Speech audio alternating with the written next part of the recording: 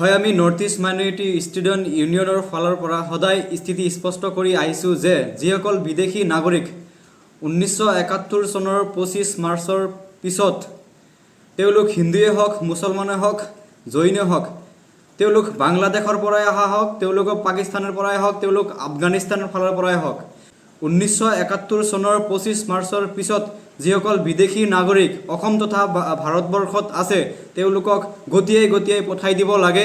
এই ক্ষেত্ৰত সকলো দল সংগঠন যৌথভাৱে সহায় সহযোগিতা কৰিব।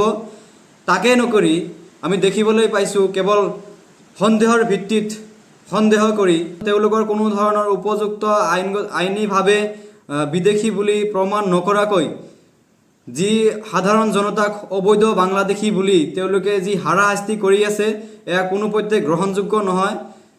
আজি আমি দেখিবলৈ পাইছোঁ যে কিছুমান মানুহক ডিটেনশ্যন কেম্পত লৈ তেওঁলোকক বিদেশী বুলি ডিটেনশ্যন কেম্পত ৰাখি আছে আৰু ডিটেনশ্যন কেম্পত সেই বিদেশী বুলি কোৱা মানুহসকলৰ মৃত্যুবৰণ কৰি আছে আৰু তেওঁলোকক বিদেশত নপঠায় বা বাংলাদেশৰ আফগানিস্তান, পাকিস্তানৰ দৰে দেশত নপঠায়, অসম তথা ভাৰততে ৰাখি তেওঁলোকক মৃত ব্যক্তিসকলক অসমতে ৰখা হৈ আছে। গতিকে আমি দেখিবলৈ পাইছোঁ চৰকাৰে এনেধৰণৰ যি ৰাজনীতিৰ মুনাফাৰ কাৰণে সম্পূৰ্ণৰূপে যে এটা জাতিক টাৰ্গেট কৰি সম্পূৰ্ণ কামবোৰ কৰি আছে, এয়া ধিক্কাৰ জনাইছোঁ। বাংলাদেশী নামত যি প্ৰাকৃত ভাৰতীয় প্ৰাকৃত অসমবাসী তেওঁলোকৰ ওপৰত যি অত্যাচাৰ আৰম্ভ কৰা হৈছে এয়া সম্পূৰ্ণৰূপে বন্ধ কৰিব লাগে।